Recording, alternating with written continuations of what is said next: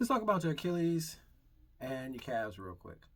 I meet a lot of people who are, concerned about potentially causing injury to their calves or their Achilles, ACL, MCL, any of that, those major lower extremity injuries that can really sideline you for quite a bit of time.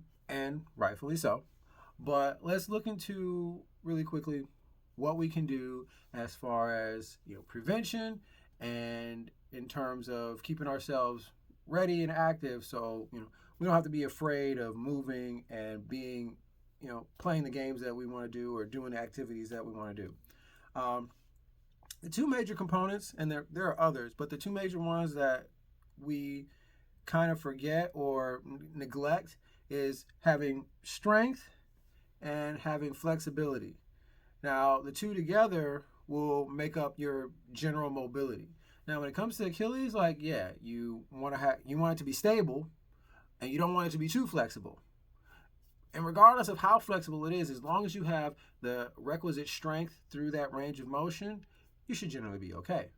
And then there's also training in those awkward motions, those non-standard motions that are going to make you even stronger.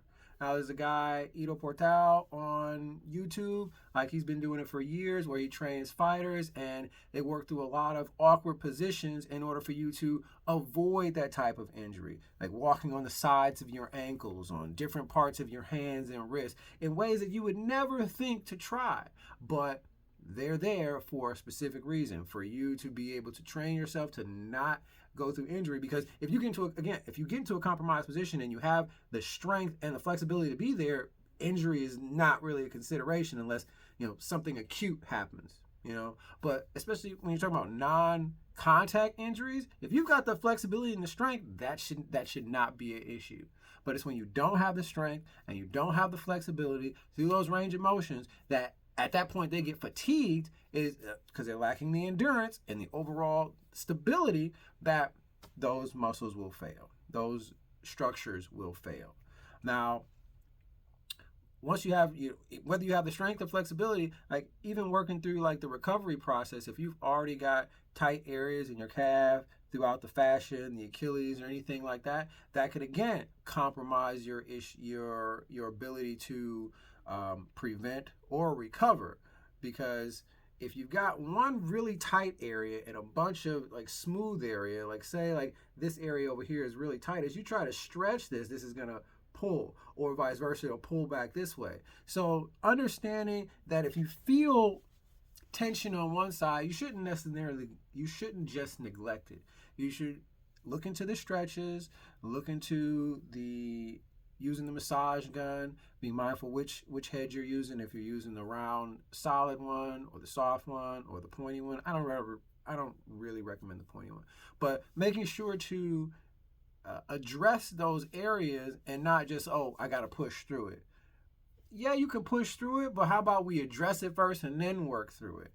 Because if you just constantly are just pushing through stuff, like you're eventually going to tear something, you're eventually going to strain something, and then you're going to be sidelined longer than it would have taken you to just take a moment, back off, do the flexibility and strength training through that range of motion, and then you've gained the ability to now go through that activity without a high injury concern.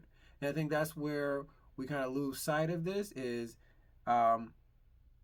It's just because it's so catastrophic of injuries, we just go straight to complete avoidance, because it seems like everything along that line of strengthening and recovery or prevention and rehab all seem to, oh, that could injure me.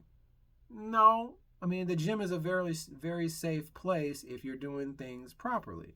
If you're taking the right range of motions, you're not doing something crazy, and you're also doing it with the right weight. All these things play a factor. Now, I completely understand some people want to go faster, some people want to go, super fast. But if you're going to do that, then you're just putting yourself at risk. So there's also, then again, the issue of progression.